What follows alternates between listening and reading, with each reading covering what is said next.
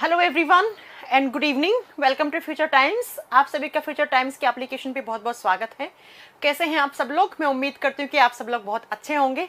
चलिए फिर जल्दी से लाइव आ जाइएगा। अपनी आज की क्लास स्टार्ट करते हैं। सचिन मीना आ चुके हैं, हरिओम वर्मा आ चुके हैं, राजेंद्र शर्मा आ चुके हैं, पंकज सुभाष सिंह राजपूत आ चुके हैं, विनोद कुमार आ चुके हैं, राहुल राठौड़ आ चुके हैं, निरूपा कुमारी आ चुके हैं। उसके बाद है राजेश, राजीव, संजू, मौर्य कुमार, निरंजय कुमार, रोहित कुमार, राहुल, हर्ष, शालिनी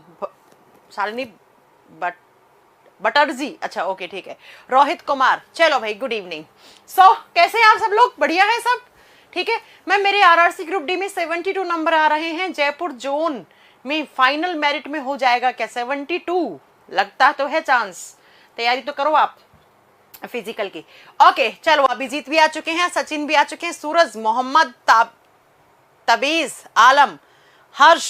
ओके भाई चलो स्टार्ट करें अपनी आज की क्लास। और आज जैसा मैंने कहा था कि हमारा नया चैप्टर आज से स्टार्ट हो जाएगा। और जब बात करते हैं नए चैप्टर की कि क्या नया चैप्टर हम पढ़ने जा रहे हैं, तो नया चैप्टर जो पढ़ने जा रहे हैं वो अपन पढ़ेंगे बच्चा कौन सा? साइटोलॉजी। साइटोलॉजी बोले तो कोशिका विज्ञान। ध्यान से सुनना, इस चैप्टर में क्या पढ़ना है।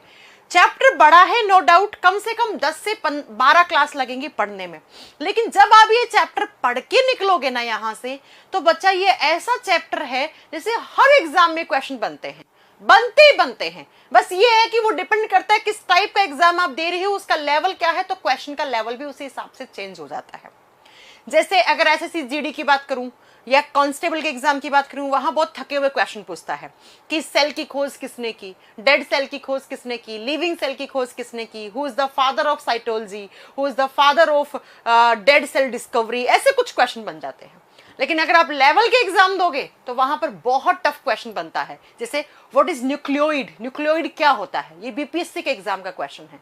तो इन सारे क्वेश्चंस के आंसर आपको इसी चैप्टर के अंदर आपको सब मिल जाएगा।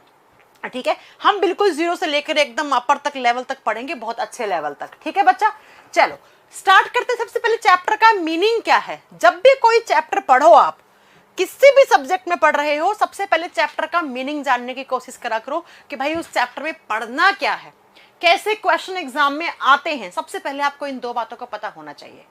जब बात करते हैं साइटोलॉजी का मीनिंग क्या है, साइटो टर्म जो है एक लैटिन भाषा का शब्द है। लैटिन भाषा का शब्द है साइटो, जिसका मीनिंग होता है इंग्लिश में सेल, हिंदी में कोशिका। और लोजी टर्म का मतलब होता है टू स्टडी। जब भी आप कहीं पर भी लोजी शब्द देखो, ओलोजी या लोजी मिले आपको, उसका मीनिंग होता है अध्ययन करना। तो आपके सामने एक डेफिनेशन निकल के आई है कि साइटोलॉजी क्या है। साइटोलॉजी बायोलॉजी का ही एक ब्रांच है। बायोलॉजी की बहुत सारी ब्रांचेस होती हैं, जैसे मैं कुछ आपको बता रही हूँ, mycology, myology, phycology, dermatology, neurology, hepatology, है ना, ऐसे ही साइटोलॉजी, हिस्टोलॉजी, सारी ब्रांचेस है बायो की, कार्डियोलॉजी, नेफ्रोलॉजी। उसमें से एक ब्रांच ऐसा है जिस ब्रांच को हम साइटोलॉजी के नाम से जानते हैं। अब इस साइटोलॉजी का मीनिंग क्या है? सेल, और ओलॉजी का मतलब होता है अध्ययन करना या इंग्लिश में स्टडी, है ना। तो इसका मतलब क्या हो गया? साइटोलॉजी बायोलॉजी का वो ब्रांच है जिसमें हम सेल के बारे में स्टडी करते हैं। बायोलॉजी यानी कि जीव विज्ञान की वो शाखा जिसमें हम कोशिका के बारे में अध्ययन करते हैं, हम सेल के बारे में स्टडी करते हैं, उसी को साइटोलॉजी, उसी को कोशिका विज्ञान कहा जाता है। सेल क्या होती है, कितने टाइप की होती है, हमारे बॉडी में कौन सी सेल है, प्लांट में कौन सी है, बैक्टीरिया की सेल कैसी होती है ना, जो अंडा होता है एग सेल कैसी होती है, स्पर्म सेल कैसी होती है, इस यूनिवर्स में सबसे बड़ी सेल किसकी है, सेल को माइक्रोस्कोप के नीचे रखोगे तो क्या क्या दिखेगा, सेल के अंदर माइटोकॉन्ड्रिया क्या होता है, राइबोसोम क्या होता है, सेल डिवीजन क्या होता है, एक सेल कैसे डिवाइड करती है, ये सारा कुछ पढ़ रहे हो। इसका मतलब आप कौन सी ब्रांच पढ़ रहे हो? इसका मतलब हम साइटोलॉजी ब्रांच पढ़ रहे हैं। तो बायोलॉजी का वो ब्रांच जिसमें आप सेल के बारे में डिटेल में स्टडी करते हो, उसी ब्रांच को हम साइटोलॉजी, उसी को हम कोशिका विज्ञान कहते हैं। कभी आप सुनोगे, अगर जब आप बहुत अपर लेवल की पढ़ाई करोगे तो आप सुनोगे फलाना इंसान कह रहा है कि मैं साइटोलॉजी से पीएचडी कर रहा हूं। बिल्कुल, साइटोलॉजी से पीएचडी हो सकती है। सेल बायोलॉजी बोलते हैं उसको। सेल बायोलॉजी साइटोलॉजी का मतलब एक ही होता है। ठीक है, तो बच्चा वो लोग जो पीएचडी करते हैं इस ब्रांच में, अब हमें पीएचडी नहीं करनी, हमें हमारा एग्जाम क्वालिफाई करना है, तो हमें उसी हिसाब से पढ़ना है, ठीक है। तो साइटोलॉजी के अंदर हम सेल के बारे में स्टडी करते हैं, और ये जो ब्रांच है ये बायोलॉजी का ही ब्रांच है। इतनी बात आपको समझ में आ गई। अब बच्चा ये जो साइटोलॉजी टर्म है, ये जो शब्द है, ये कहां से आया है? जैसे आपका नाम मुकेश है तो आपका नाम किसी ना किसी ने तो रखा होगा ना, आपके पापा ने रखा होगा, आपके दादाजी ने रखा होगा, आपकी मम्मी ने रखा होगा, आपके नानी जी ने रखा होगा, ठीक है। ऐसे ही ये जो साइटोलॉजी टर्म है ये किसने रखा? तो ये एक साइंटिस्ट थे हर्टविंग नाम के। हर्टविंग वो साइंटिस्ट हैं, वो वैज्ञानिक हैं जिन्होंने शब्द दिया, कौन सा शब्द दिया? साइटोलॉजी या सेल बायोलॉजी या कोशिका विज्ञान शब्द का उत्पादन किया था। ये वन लाइनर की फॉर्म में क्वेश्चन बन रहे हैं, अभी कोई चैप्टर का लेवल स्टार्ट नहीं हुआ है, चैप्टर का लेवल स्टार्ट होगा 2 क्लास के बाद, है ना। अभी बिल्कुल एकदम वन लाइनर वाले क्वेश्चंस जो एग्जाम में आते हैं, हमें तो वो सब पढ़ना पड़ेगा ना, जैसे एग्जाम में आएंगे वैसे हमें पढ़ने पड़ेंगे। तो हर्टविंग वो महान साइंटिस्ट हैं जिन्होंने हमारे सामने साइटोलॉजी शब्द को रखा था, जिसका मीनिंग क्या है? सेल के बारे में स्टडी करना। लेकिन बच्चा इस ब्रांच पे सबसे पहले और सबसे ज्यादा काम करने वाले साइंटिस्ट कौन हैं? इसका मतलब इस ब्रांच के फादर कौन हैं, जनक कौन हैं? इस ब्रांच को जन्म देने वाले साइंटिस्ट कौन हैं? जिन्होंने सबसे पहले इस ब्रांच पे काम किया था वो महान साइंटिस्ट जिनका नाम है रॉबर्ट हुक। रॉबर्ट हुक वो महान साइंटिस्ट हैं बच्चों, जिन्होंने सबसे पहले इस ब्रांच पे काम किया और सबसे बड़ा काम किया। तो अगर आपसे एग्जाम में पूछ लिया who is the father of cytology, कोशिका विज्ञान के जनक कौन है, तो आप क्या बताओगे? कोशिका विज्ञान के जनक हैं रॉबर्ट हुक। जबकि जो साइटोलॉजी टर्म है वो कौन सी भाषा से लिया गया है? लैटिन भाषा से। किसने दिया नाम? हर्टविंग ने नाम दिया। लेकिन साइटोलॉजी के फादर कौन है? Robert Hooke. अब आप पूछो मैम रॉबर्ट हुक ही क्यों? बहुत सारे नाम हो सकते हैं साइंटिस्ट के, तो आपने रॉबर्ट हुक जी को ही फादर क्यों बनाया? क्योंकि ये वो महान साइंटिस्ट हैं जिन्होंने सबसे पहले इस ब्रांच पे काम किया। क्या काम किया? तो बच्चा इन्होंने डिस्कवरी की थी, किसकी? सेल की डिस्कवरी की। डिस्कवरी ऑफ सेल, कोशिका की खोज की थी।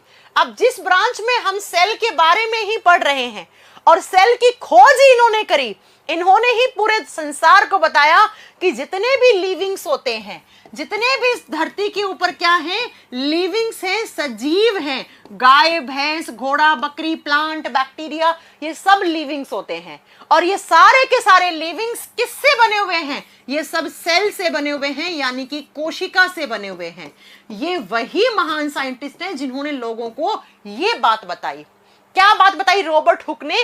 रॉबर्ट हुक ने कहा कि जितने भी लिविंग्स हैं इस यूनिवर्स में, इस संसार में जो सजीव हैं, गाय, भैंस, घोड़ा, बकरी, खरगोश, प्लांट, पेड़ पौधे, हम लोग, बैक्टीरिया, है ना, ये सब सजीव होते हैं, सब लिविंग्स होते हैं। मैंने इंट्रोडक्शन वाली क्लास में पढ़ा रखा है आपको। ये सब किससे मिलकर बने हुए हैं? ये सब सेल से मिलकर बने हुए हैं। अब आप बोलोगे सेल क्या होती है? आएंगे ना, धीरे धीरे सब पढ़ेंगे। आपको क्या समझ में आया कि साइटोलॉजी वो ब्रांच है जिसमें हम सेल के बारे में पढ़ते हैं। साइटोलॉजी ब्रांच के बारे में सबसे पहले बताने वाले साइंटिस्ट रॉबर्ट हुक थे। कैसे बताया? इन्होंने डिस्कवरी की थी किसकी? सेल की। इन्होंने खोज की थी सेल की। कब? 1665 में। 1665 वो साल था जिस साल में लोगों को पता लगा था कि जितने भी लिविंग्स होते हैं वो सब सेल से मिलकर बने हुए हैं। सभी सजीवों के शरीर की सबसे छोटी इकाई कोशिका होती है। जैसे बच्चों बहुत ध्यान से सुनना, ये बोर्ड क्या है? ये नॉन लिविंग है, ये निर्जीव है। जितनी भी नॉन लिविंग चीजें होती हैं, जैसे कैमरा, एसी, टीवी, फ्रिज, है ना, ये चेयर, ये पोडियम, ये पेन, ये बोर्ड, ये सब नॉन लिविंग्स हैं, ये सब निर्जीव हैं। और नॉन लिविंग्स सबसे छोटी यूनिट किससे मिलकर बने हुए होते हैं? एटम से, परमाणु से। आप केमिस्ट्री और फिजिक्स में पढ़ोगे क्या कि इतने से डिजिटल बोर्ड के अंदर करोड़ों एटम्स हैं, इतने से हिस्से में लाखों करोड़ों एटम्स हैं। ठीक ऐसे ही मैं लिविंग हूं, मेरे इतने से नाखून को उठा के आप इलेक्ट्रॉन माइक्रोस्कोप के नीचे रखोगे तो आपको इसमें करोड़ों, अरबों में, अरबों खरबों में सेल्स देखने को मिलेंगी, कोशिकाएं देखने को मिलेंगी। जैसे नॉन लिविंग चीजें होती हैं उनकी सबसे छोटी इकाई एटम यानी परमाणु होता है, ठीक वैसे ही जो लिविंग्स होते हैं, जो सजीव होते हैं, उनके शरीर की सबसे छोटी इकाई सेल होती है। इसका मतलब जब भी कोई लिविंग बनना शुरू हुआ होगा तो उसमें सबसे पहले क्या बना? उसमें सेल बना। बिल्कुल सही बात है। Cell is the basic unit of livings. जो सजीव होते हैं उनके शरीर की सबसे छोटी इकाई सेल होती है। जैसे ये मार्कर, ये टीवी, ये फ्रिज, ये सब एटम यानी परमाणु से मिलकर बने हुए हैं, वैसे हम लोग जो लिविंग्स हैं हम लोग सेल से मिलकर बने हुए हैं। तो जब भी कोई लिविंग बॉडी बनता है तो कैसे बनता है? जब भी कोई सजीव का शरीर बनता है, लिविंग बॉडी की बात करेंगे हम, यहाँ पे नॉन लिविंग की बात नहीं करेंगे, वो कैसे बनता है? तो उसमें सबसे पहले एक सेल बनती है, एक कोशिका बनती है बच्चा। एक सेल बनती है, सिंगल सेल बनती है, ऐसे एक सेल। अब क्या होगी? ये एक सेल अपने आप को डिवाइड करेगी तो एक से ऐसे दो बन जाएंगे, फिर ये आगे डिवाइड करेगी तो इससे दो बन जाएंगी, इससे दो बन जाएंगी, फिर ये डिवाइड करेगी, ये डिवाइड करेगी, ये ऐसे करते करते बहुत सारी सेल्स का इस तरीके से एक ग्रुप बन जाता है। क्या बन जाता है? बहुत सारी सेल्स का एक ग्रुप बन गया। और ग्रुप ऑफ सेल्स, कोशिकाओं के इस समूह को हम टिश्यू कहते हैं, हम उत्तक कहते हैं। तो क्या मैं ये कह दूं कि सबसे पहले कोई भी लिविंग बॉडी बनना शुरू हुआ तो उसमें एक सेल बना? बिल्कुल एक सेल बना। एक सेल ने अपने आप को विभाजित करके अनेकों सेल बना दी, यानी कि एक कोशिका ने अपने आप को विभाजित करा, डिवाइड करके अनेकों कोशिकाएं बना दी।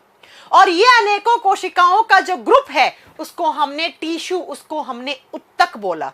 एक बार एसएससी ने पूछा व्हाट इज टिश्यू? कितना आसान है, ग्रुप ऑफ सेल्स। कोशिकाओं के समूह को टिश्यू कहते हैं, कोशिकाओं के समूह को टिश्यू कहते हैं, है ना। अब जब बहुत सारे टिश्यू बन जाते हैं तो इन टिश्यूज, देखो बहुत सारे टिश्यूज थे, वो यहां चले गए, कुछ यहां चले गए, कुछ यहां चले गए, और ये जो टिश्यू है ये धीरे धीरे क्या करने लग जाते हैं? ये अपना एक टिश्यू सिस्टम बनाने लग जाते हैं, टिश्यू सिस्टम जनरेट करने लग जाते हैं। यानी कि जो आपके उत्तक तंत्र है वो बनाना शुरू कर देते हैं। और बहुत सारे टिश्यूज जब आपस में जुड़ते हैं तो ऑर्गन्स बनते हैं। ऑर्गन्स का मतलब होता है अंग बनते हैं। जैसे आपका हार्ट हो गया, आपका लीवर हो गया, आपका पेनक्रियाज हो गया, आपका नाक हो गया, कान हो गया, आंख हो गया, हाथ हो गया, पांव हो गया, ये सब क्या हैं? आपके ऑर्गन्स हैं। और जब ये ऑर्गन्स आपस में जुड़ते हैं और जुड़कर एक जैसा काम करते हैं तो उसे कहा जाता है ऑर्गन सिस्टम। उसे क्या कहा जाता है? ऑर्गन सिस्टम, अंग तंत्र कहा जाता है। और ऑर्गन सिस्टम से जुड़कर बनता है एक लिविंग बॉडी। एक बॉडी बनता है, लेकिन ये बॉडी कैसा होगा? ये लिविंग होगा, एक सजीव का शरीर बनता है। क्या समझे? क्या समझे? क्या समझे? बहुत ध्यान से सुनना। क्या समझे कि जितने भी लिविंग्स होते हैं उनके शरीर की सबसे छोटी इकाई सेल होती है, कोशिका होती है। कैसे होती है? कोई भी लिविंग, कोई भी सजीव कैसे बना? कैसे बना? तो बच्चा, लिविंग बॉडी में सबसे पहले एक सेल बनती है, एक कोशिका बनती है। आपसे कोई पूछ ले व्हाट इज सेल, कोशिका क्या होती है, तो आप कहोगे कि कोई भी लिविंग के शरीर की सबसे छोटी इकाई क्या कहलाती है? सेल कहलाती है। सेल से क्या बनते हैं? टिश्यू बनते हैं। टिश्यू से टिश्यू सिस्टम बनता है। टिश्यू सिस्टम से ऑर्गन्स बनते हैं। ऑर्गन से ऑर्गन सिस्टम, और ऑर्गन सिस्टम से एक पूरा का पूरा लिविंग बॉडी बनता है। तो ये बताओ, लिविंग बॉडी अगर सेल नहीं होती तो क्या टिश्यू बनते? नहीं बनते। टिश्यू नहीं बनते तो ऑर्गन्स नहीं बनते। ऑर्गन्स नहीं बनते तो ऑर्गन सिस्टम नहीं बनता। ऑर्गन सिस्टम नहीं बनता तो लिविंग बॉडी नहीं बनता। इसका मतलब जितने भी लिविंग्स हैं वो सब किससे मिलकर बने हुए हैं? वो सब सेल से मिलकर बने हुए हैं। और इसी सेल की डिस्कवरी सबसे पहले किसने की थी? रॉबर्ट हुक ने की थी। इसीलिए हमने बोला Robert Hooke is the father of cytology. Robert Hooke को हम क्या कहते हैं? हम कोशिका विज्ञान के जनक कहते हैं। समझ में आ गई मेरी बात कि रॉबर्ट हुक को हमने क्या बोला? फादर ऑफ साइटोलॉजी, कोशिका विज्ञान के जनक बोला। लेकिन बच्चा यहां से नोट डालकर 2 क्वेश्चन लिखो जो एग्जाम में आते हैं। क्या क्या आते हैं? एक आता है who is the father of modern cytology. Who is the father of modern cytology, इसका मतलब क्या है? आधुनिक कोशिका विज्ञान के जनक किसको माना गया है? आधुनिक कोशिका विज्ञान का जनक किसको माना गया है? तो आधुनिक कोशिका विज्ञान के जनक माने गए हैं बच्चा स्वॉनसन। आधुनिक कोशिका विज्ञान के जनक मतलब रॉबर्ट हुक के बाद किनको उपाधि दी गई फादर ऑफ मॉडर्न साइटोलॉजी? तब आप बताएंगे एक साइंटिस्ट है स्वॉनसन नाम के। स्वॉनसन जी ने कुछ सेल के बारे में अलग पॉइंट बताए जिनको हमने फादर ऑफ क्या बोल दिया हमने? Modern cytology. और आपको एक बात बता दूं, इन्होंने तो एक बुक लिखी थी, एक किताब लिखी थी, और इनकी किताब का नाम ही क्या था? द सेल या सेला। द सेला लैटिन भाषा में बोलते हैं, द सेल ये किताब का नाम है। किताब ही लिख डाली, सेल के ऊपर पूरी की पूरी एक किताब ही लिख डाली, एक किताब लिख डाली। अब आपसे एक क्वेश्चन बनता है कि इंडिया में वो कौन से साइंटिस्ट हैं? भाई इंडियन साइंटिस्ट किसी से पीछे थोड़ी हैं। जिन्होंने इंडिया के रहने वाले वो साइंटिस्ट जिन्होंने इस ब्रांच पे सबसे ज्यादा काम किया। तो अगर आपसे पूछ ले who is the father of Indian cytology, Indian father कौन है इस ब्रांच में? इंडिया के रहने वाले साइंटिस्ट जिन्होंने काम किया होगा, भारतीय कोशिका विज्ञान के जनक कौन है? तो sir A.K. Sharma. A.K. Sharma बोलते हैं, शर्मा जी का लड़का है, उसको देखो शर्मा जी के लड़के को। ठीक वैसे ही याद रखिएगा, sir A.K. Sharma Indian scientist है जिन्होंने इस ब्रांच पे बहुत ज्यादा काम किया था, बहुत ज्यादा काम किया था। तो क्या क्या क्वेश्चन बना? साइटोलॉजी क्या होता है? कौन सी भाषा से लिया गया शब्द है? साइटोलॉजी टर्म किसने दिया था? इसके फादर कौन है? मॉडर्न साइटोलॉजी के फादर कौन है? और इंडियन फादर साइटोलॉजी कौन है? ये इतने बात आपको समझ में आ गई। अब बात ये आती है कि मैम रॉबर्ट हुक ने सबसे पहले, चैप्टर क्या है? साइटोलॉजी, तो किसके बारे में पढ़ोगे? सेल के बारे में पढ़ोगे। तो सेल की सबसे पहले डिस्कवरी कैसे हुई? तो लिख दीजिए डिस्कवरी ऑफ सेल, कोशिका की खोज कैसे हुई थी। ये जो आप लोग बोलते हो ना कि सबसे छोटी इकाई सेल होती है, ये पहले कैसी दिखी थी, किसको दिखी थी, कब दिखी थी, ये सारी बातें आपको पता होना चाहिए। बेटा सेल की डिस्कवरी की जब बात करते हैं तो सबसे पहले 1665 में किसने? रॉबर्ट हुक जी ने डिस्कवरी की थी। इसीलिए तो हमने रॉबर्ट हुक जी को क्या बना दिया? फादर ऑफ साइटोलॉजी बना दिया। ये रॉबर्ट हुक जी कैसे थे दिखने वाले? ये रहे, कुछ ऐसे दिखने वाले थे। इनके बाल घुंघरालू, इनका देखो यहाँ पे जीवन काल लिखा हुआ है 1635 से 1703 तक, ये इनका जीवन काल लिखा हुआ है। कुछ ऐसे थे दिखने में रॉबर्ट हुक जी। इन्होंने क्या करा? इन्होंने बच्चा प्लांट का एक कॉर्क टिश्यू लिया। ये रहा कॉर्क टिश्यू। कॉर्क क्या होता है? ध्यान से सुनना। आपने देखा होगा पेड़ का तना होता है जहां से हमें लकड़ी मिलती है। लकड़ी मिलती है सबसे बाहरी हिस्से से, इसको छाल बोलते हैं, बार्क बोलते हैं। इस छाल को हटा दोगे ना तो अंदर की तरफ आपको कुछ इस कलर का आपको कॉर्क टिश्यू देखने को मिलेगा। पेड़ की जो छाल होती है, छाल को हटा दो और छाल के अंदर वाली लाइन को, जब आप अंदर वाली लेयर को, अंदर वाली परत को अलग करोगे तो उसको कहा जाता है कॉर्क।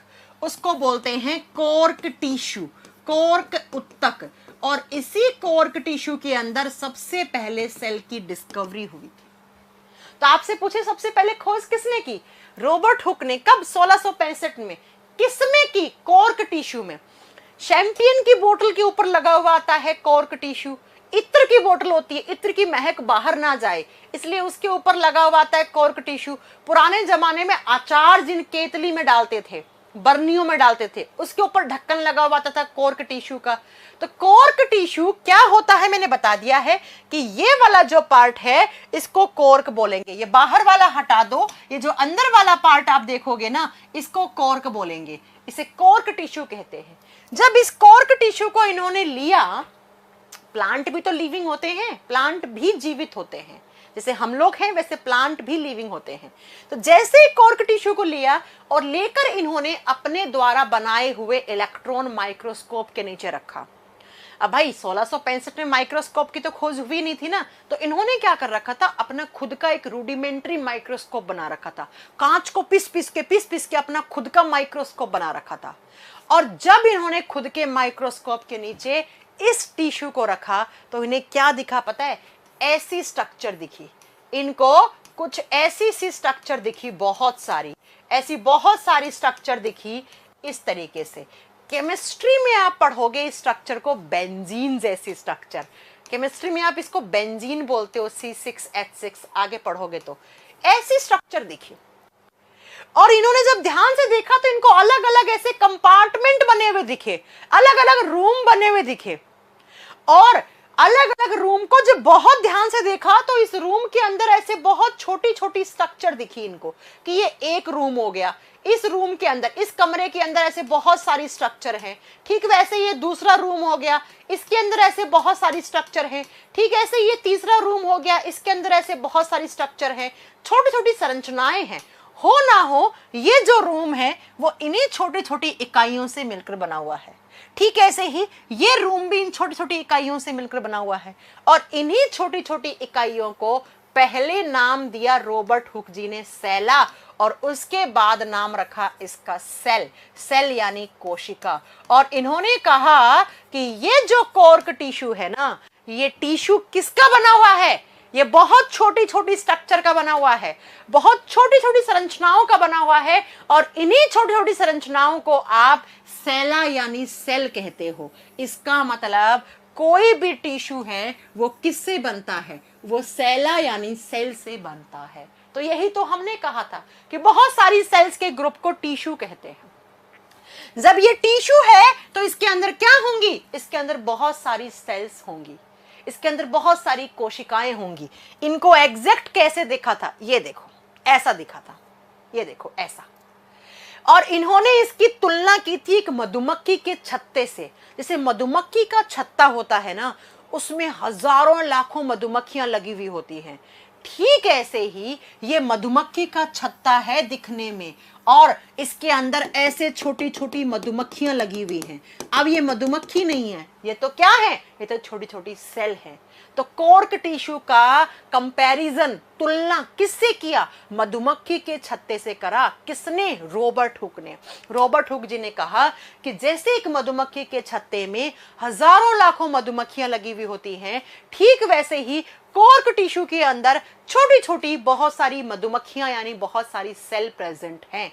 और हो ना हो ये जो टिश्यू है ये किससे मिलकर बना हुआ है, ये इन छोटी छोटी स्ट्रक्चर से मिलकर बना हुआ है। और यहीं से किसकी खोज हुई, यहीं से रॉबर्ट हुक ने सेला शब्द रखा, और बाद में इस सेला को आगे चलकर सेल शब्द में बदल दिया।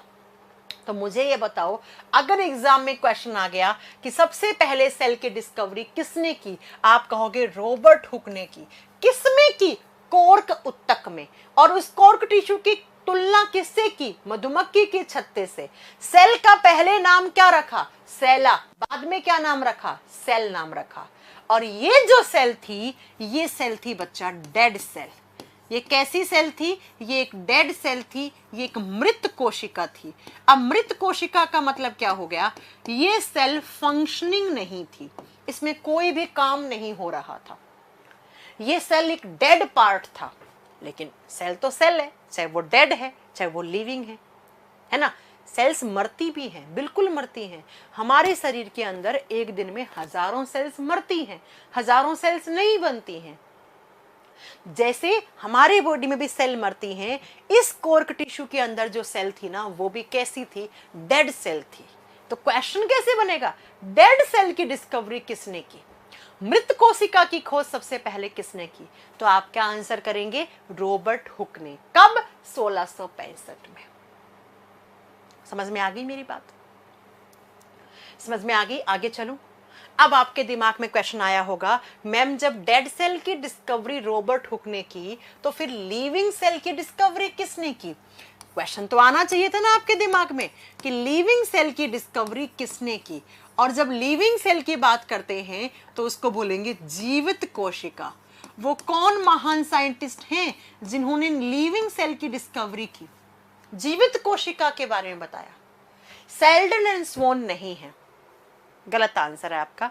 शालिनी, ओके शालिनी, आपका फुल्ली क्लियर है। क्लियर है ना, कोई प्रॉब्लम तो नहीं है ना, पढ़ने में समझने में किसी टाइप की प्रॉब्लम तो नहीं हो रही है ना, मुझे नहीं लगता आपको होनी चाहिए। और जब लिविंग सेल की बात करते हैं तो बच्चा अगेन बहुत महान scientist sir Antony von Leeuwenhoek, sir Antony von Leeuwenhoek. Leeuwenhoek वो महान साइंटिस्ट हैं जिन्होंने सबसे पहले लिविंग सेल के बारे में बताया। कैसे बताया? एक बार एंटोनी वॉन ल्यूवेनहॉक जी अपने गार्डन में, ये साइंटिस्ट थे, अपने गार्डन में, अपने बगीचे में पौधों को पानी दे रहे थे, तो अचानक से बारिश हो गई। अब बारिश हुई तो बारिश वाली मिट्टी इनके नाखूनों में फंस गई और वो अजीब टाइप की मिट्टी थी। इन्होंने देखा बहुत अजीब सी मिट्टी है यार। अब साइंटिस्ट थे, क्यूरोसिटी हो गई है ना, जानने की इच्छा हो गई कि ये मिट्टी इतनी अजीब सी क्यों है। तो इन्होंने इस मिट्टी को ले गए कहाँ पे, अपनी लैब में ले गए, अपनी प्रयोगशाला में ले गए।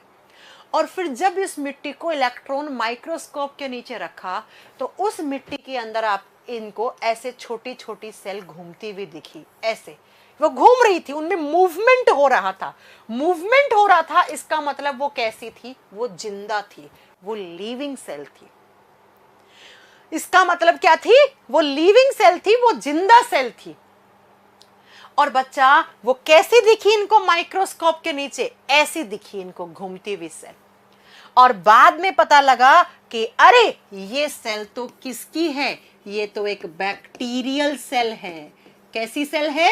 एक बैक्टीरियल सेल है, जीवाणु कोशिका है। तो ये बताओ, या तो मैं ये कह दूं कि बैक्टीरिया की खोज किसने की, तो एंटोनी वॉन ल्यूवेनहॉक, या मैं ये कह दूं बैक्टीरियल सेल की खोज किसने की, एंटोनी वॉन ल्यूवेनहॉक, या मैं ये कह दूं कि लिविंग सेल की खोज किसने की, एंटोनी वॉन ल्यूवेनहॉक। बात तो बराबर है ना। इन्होंने जो मिट्टी देखी उस मिट्टी में क्या थे? बैक्टीरिया थे, और बैक्टीरिया लिविंग होते हैं, तो बैक्टीरिया की सेल लिविंग होगी। तो मतलब बैक्टीरिया की जो सेल है उसको सबसे पहले देखा गया। किसके द्वारा देखा गया? एंटोनी वॉन ल्यूवेनहॉक के द्वारा देखा गया। तो अगर आपसे क्वेश्चन बने कि सबसे पहले लिविंग सेल की डिस्कवरी किसने की, तो एंटोनी वॉन ल्यूवेनहॉक ने की। या आपसे क्वेश्चन बने कि बैक्टीरियल सेल की खोज किसने की, एंटोनी वॉन ल्यूवेनहॉक ने की। या क्वेश्चन बने कि बैक्टीरिया की खोज किसने की, जीवाणु की खोज किसने की, एंटोनी वॉन ल्यूवेनहॉक ने की। उसके बाद धीरे धीरे अनियन सेल, प्याज की कोशिका पे एक्सपेरिमेंट हुए, तब पता लगा कि अनियन सेल भी लिविंग होती है ना। फिर धीरे धीरे डिस्कवरी होती गई।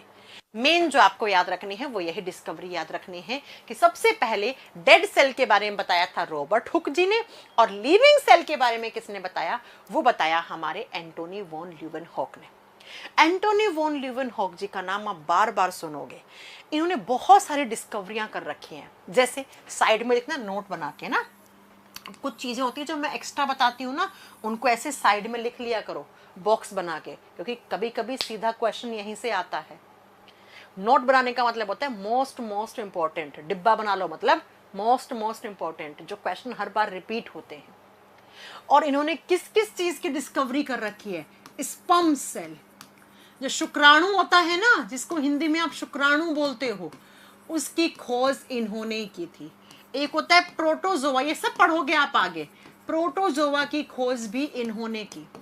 बहुत महान साइंटिस्ट नहीं है। और आरबीसी, रेड ब्लड सेल, लाल रक्त कोशिका, इन्होंने की खोज। बैक्टीरिया की खोज, जीवाणु की खोज इन्होंने ही की। तो लिख दो जरा सारे ये डिस्कवरी, ये सारे क्वेश्चन अगर एग्जाम में आ गए तो आप सबका आंसर तो एक ही करके आओगे ना। और इन्होंने एक किताब भी लिखी थी, इनकी किताब बहुत फेमस है बच्चा, एग्जाम में आता है, नीट के एग्जाम तक में पूछा हुआ है क्वेश्चन। पता है आपसे क्या? कि who is the author of the book the secrets of nature. The secrets of nature, इनकी किताब का नाम था द सीक्रेट्स ऑफ नेचर, प्रकृति के रहस्य। अब हिंदी में नहीं लिखना है, किताब का नाम और साइंटिस्ट का नाम हमेशा इंग्लिश में लिखा करें, क्योंकि इंग्लिश में ही लिखा हुआ आता है। द सीक्रेट्स ऑफ नेचर, ये इनका किताब का नाम था। प्रकृति के रहस्य, कि ये प्रकृति है ना, ये बहुत सुंदर है, कैसे बनी प्रकृति, इसमें क्या क्या चीजें हैं, ये सब इनकी किताब में आपको पढ़ने को मिलेगा। लेकिन आपको पढ़ना नहीं है, आपको नहीं पढ़ना है, आपको कोई यहाँ पर इन साइंटिस्ट पे पीएचडी थोड़ी करने हैं, आपको तो अपना एग्जाम क्वालिफाई करना है ना। The secrets of nature book के ऑथर कौन है, लेखक कौन है, तब आप करके आओगे कि कौन है, एंटोनी वॉन ल्यूवेनहॉक। तो इतनी क्लास में क्या क्या पता लग गया। सेल के बारे में पढ़ना साइटोलॉजी होता है। साइटोलॉजी के फादर कौन है, सबसे पहले सेल के बारे में डिस्कवरी किसने की, सेल कैसी दिखी थी, डेड सेल की तुलना किससे की थी, कोर्क टिश्यू क्या होता है, लिविंग सेल की डिस्कवरी किसने की, और इसके अलावा ये सारे क्वेश्चन कि शुक्राणु कोशिका की खोज किसने की, प्रोटोजोआ की खोज किसने की, लाल रक्त कोशिका आरबीसी रेड ब्लड सेल की खोज किसने की, जीवाणु की खोज किसने की, सबसे पहले बैक्टीरियल सेल की डिस्कवरी किसने की, ये सारे अगर आपके सामने आंसर आए, क्वेश्चन आए, तो आंसर एक ही ढूंढना है, एंटोनी वॉन ल्यूवेनहॉक।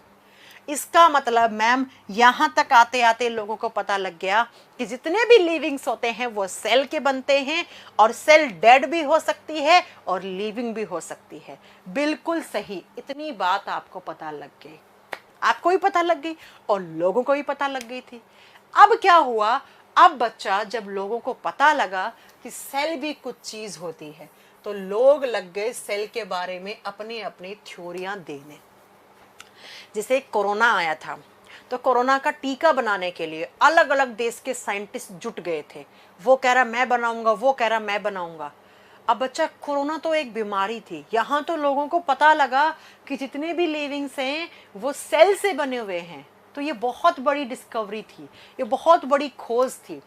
तब अलग अलग साइंटिस्ट आते गए और अपने अपने पॉइंट ऐड करते गए कि मैं ये बोलूंगा सेल के बारे में, मैं ये बोलूंगा, और ऐसे ही बनता गया सेल थ्योरी। ऐसे ही क्या बनता गया, सेल के बारे में एक थ्योरी बन गई, एक सिद्धांत बन गया, जिस सिद्धांत को कहते हैं कोशिका सिद्धांत। जिस सिद्धांत को क्या कहते हैं, कोशिका सिद्धांत कहते हैं। मतलब सेल के बारे में बहुत सारे पॉइंट लोग बोलते गए, लोग का मतलब साइंटिस्ट लोग। जैसे सबसे पहला point, cell is the basic unit of life. Cell is the basic unit of life. ये बात तो भैया आप बता सकते हो किसने बोली थी, सभी जीवों की, या जो जीवन है उसकी सबसे छोटी इकाई कोशिका होती है। तो लिख दो, सजीवों के शरीर की सबसे छोटी इकाई कोशिका होती है। सजीवों के शरीर की सबसे छोटी इकाई, मतलब कि वो सबसे छोटी यूनिट जिससे कोई भी लिविंग बॉडी मिलकर बना है, उसी सबसे छोटी इकाई को क्या कहते हैं, उसको सेल कहते हैं। और ये बात किसने बताई, सर रॉबर्ट हुक ने बताई। किसने बताई ये बात, रॉबर्ट हुक जी ने बताई। तो अगर आपसे पूछ ले कि cell is the basic unit of life या cell is the basic unit of living organisms, सजीवों के शरीर की या जीवन की सबसे छोटी इकाई कोशिका होती है, ये स्टेटमेंट किसने दिया था, ये स्टेटमेंट रॉबर्ट हुक ने दिया। कब, 1665 में ही दे दिया बच्चा, 1665 में ही बोल दिया। अब थोड़ा सा आगे चलोगे तो 1824 में, 1824 में, समय आ गया था 1824 में। 1824 में एक साइंटिस्ट थे जिनका नाम था ड्यूट्रोचैट। क्या नाम था जिनका नाम, ड्यूट्रोचैट। हिंदी में सेम नाम है। मैंने कहा ना, साइंटिस्ट का नाम हमेशा हिंदी और इंग्लिश दोनों में, कोशिश करें इंग्लिश में ही लिखें, हिंदी मीडियम वाले। इंग्लिश मीडियम वालों को कभी कोई दिक्कत नहीं होगी पढ़ने में। हिंदी मीडियम वालों को कुछ कुछ शब्द हैं जो आपको इंग्लिश में भी लिखने हैं, क्योंकि एग्जामिनर भी इंग्लिश में डालता है। ड्यूट्रोचैट ने क्या कहा? ड्यूट्रोचैट ने कहा बच्चा कि जब बहुत सारी सेल्स आपस में इस तरीके से जुड़ जाती हैं, बहुत सारी सेल्स इस तरीके से आपस में जुड़कर एक ग्रुप बना लेती हैं, तो यही जो ग्रुप ऑफ सेल्स है इसी को टिश्यू कहा जाता है, इसी को उत्तक कहा जाता है। ये स्टेटमेंट किसने दिया? 1824 में ड्यूट्रोचैट ने दिया। क्या दिया? एक बार सुनो, फिर से सुनो। जैसे रॉबर्ट हुक जी ने कहा कि cell is the basic unit of life, सभी सजीवों के शरीर की सबसे छोटी इकाई कोशिका होती है, ठीक वैसे ही ड्यूट्रोचैट ने कहा कि जब बहुत सारी सेल्स आपस में जुड़ जाती हैं तो एक लेयर बन जाती है, और किसकी लेयर बन जाती है? टिश्यू की लेयर, उत्तकों की परत बन जाती है। ये स्टेटमेंट अगर आपसे पूछ ले एग्जामिनर तो आप क्या कहोगे? ये किसने दिया? ये ड्यूट्रोचैट ने दिया। अब आया समय कौन सा? 1839 का। 1839 में दो साइंटिस्ट 1839 में दो साइंटिस्ट थे, सैलेडन एंड स्वॉन। क्या आप लिखोगे? सैलेडन एंड स्वॉन। ये दो साइंटिस्ट हैं, इन्होंने सेल थ्योरी को कंपोज्ड किया। इन्होंने जो पॉइंट बताए ना वो सबसे वैलिड पॉइंट बताए। 1838 से 39 का समय था, कभी कभी ऑप्शन में ऐसा भी लिखा हुआ मिलेगा। 1838 से 39 के समय में सैलेडन और स्वॉन दो साइंटिस्ट थे। इन्होंने क्या कहा? इन्होंने कहा कि जितने भी लिविंग ऑर्गेनिजम्स हैं वो सेल से बने हुए हैं। बिल्कुल सही बात है। और जब बात करते हैं सिर्फ सेल नहीं, सेल के साथ साथ सेल के प्रोडक्ट से मिलकर बने हुए होते हैं। इन्होंने कुछ अच्छे पॉइंट ऐड किए। क्या पॉइंट ऐड किए? बफरिंग यहां से तो सही है, बफरिंग नहीं हो रही होगी। सैलेडन और स्वॉन ने क्या कहा? इन्होंने कहा कि all the living organisms, all the livings are made up of cell and products of cell and products of cell। कहने का मतलब क्या हो गया? सभी सजीव कोशिका, भाई कोशिका से मिलकर बने हुए होते हैं, तो रॉबर्ट हुक ने बता दिया था। कोशिका एवं कोशिका के उत्पादों से मिलकर बने हुए हैं, कोशिका के जो प्रोडक्ट हैं उनसे मिलकर बने हुए हैं। एक बात तो ये ऐड कर दी नहीं, कोशिका के प्रोडक्ट से। जैसे मैंने कहा मैं लिविंग बॉडी हूं, तो मेरे में क्या है? हाथ, कान, नाक, पैर, गला। मेरा एक टिश्यूज है मेरे बॉडी में ऑर्गन्स हैं, ऑर्गन सिस्टम है। तो ये ऑर्गन्स हो गए, अंग हो गए, टिश्यू हो गए। ये किसका प्रोडक्ट है? ये सेल का ही तो प्रोडक्ट है। अगर सेल नहीं होती तो टिश्यू बनते क्या? नहीं बनते। अगर टिश्यू नहीं होते तो क्या ऑर्गन्स बनते? क्या नहीं बनते। अगर ऑर्गन्स नहीं बनते तो क्या ऑर्गन सिस्टम बनता? क्या नहीं बनता। इसका मतलब सेल के प्रोडक्ट्स जो होते हैं उनसे कोई लिविंग बॉडी बनता है। जैसे आप और मैं लिविंग हैं, तो मेरे अंदर हाथ, कान, नाक, पैर, गला, लीवर, पैनक्रियाज, टिश्यू, बहुत सारे टाइप के टिश्यूज हैं मेरे बॉडी में। तो ये सब कहाँ से बने हैं? ये सब सेल से बने हुए हैं। तो अगर सेल नहीं होती तो सेल के प्रोडक्ट भी नहीं होते, और सेल के प्रोडक्ट नहीं होते तो कोई लिविंग बॉडी बनता ही नहीं। तो कोई भी लिविंग बॉडी है वो सेल और सेल के प्रोडक्ट्स ऑफ सेल से मिलकर बना हुआ है, प्रोडक्ट्स ऑफ सेल से मिलकर बना हुआ है। ये बात किसने बताई? ये बात बताई सैलेडन और स्वॉन ने, है ना। और सैलेडन और स्वॉन की जब बात करते हैं ना बच्चा, तो बच्चा इन्हीं को कहा जाता है फादर ऑफ सेल थ्योरी। इन्होंने ही कोशिका सिद्धांत दिया। अगर आपसे कोई पूछे ना कि कोशिका सिद्धांत किसने दिया, तब आप क्या बताओगे? सैलेडन एंड स्वॉन। इनको ही माना जाता है कि इनके द्वारा ही कोशिका सिद्धांत दिया गया। ठीक है ना, ये बात आपको याद रखनी है। क्लियर है पॉइंट? हाँ जी, यहां तक ठीक है, किसी को कोई प्रॉब्लम नहीं है। अब इसके बाद 1855 में, 1838 39 का टाइम चला गया। 1855 में अगेन एक साइंटिस्ट थे जिन्होंने एक स्टेटमेंट कहा था। वो कौन थे साइंटिस्ट? उन्होंने कौन सा स्टेटमेंट कहा? ये हम नेक्स्ट क्लास में यानी कि कल पढ़ेंगे। 1855 में क्या स्टेटमेंट कहा और किसने कहा और कौन सी लैंग्वेज में कहा, ये हम कल की क्लास में पढ़ेंगे। अब आज की क्लास में कोई डाउट है तो वो आप मेरे से पूछो। अभी तक जो पढ़ाया है उसका डाउट आप मेरे से पूछ सकते हो। अभी तक का कोई भी डाउट है वो आप मेरे से पूछ सकते हो, और क्लियर हुआ कि नहीं हुआ। हाँ, रुडोल्फ विर्चो के बारे में कल पढ़ेंगे बच्चा, अभी विर्चो के बारे में मैंने पढ़ाया नहीं है ना, वो कल पढ़ेंगे। अभी तक की क्लास में कोई डाउट है वो पूछो।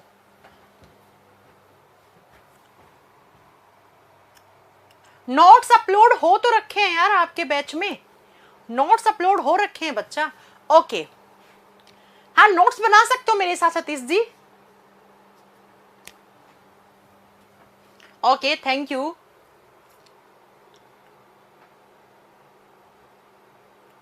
Okay Shalini, thank you so much Shalini. Ajay, बेटा आपको चिंता करने की जरूरत क्या है, मैं बैठी तो हूं आपके लिए, आपको चिंता करने की जरूरत ही नहीं है, अभी तो शुरुआत है। हाँ जी ठीक है, कोई डाउट नहीं है। किसके लिए पढ़ रहे हैं आप? रिवाइज के लिए पढ़ रहे हैं। ओके, रिवीजन के लिए बहुत बढ़िया है। क्वेश्चंस कैसे आते हैं एग्जाम में बताएंगे ना आपको, जो चैप्टर खत्म हो जाएगा तो इस चैप्टर के कैसे क्वेश्चंस आते हैं सब बताएंगे आपको।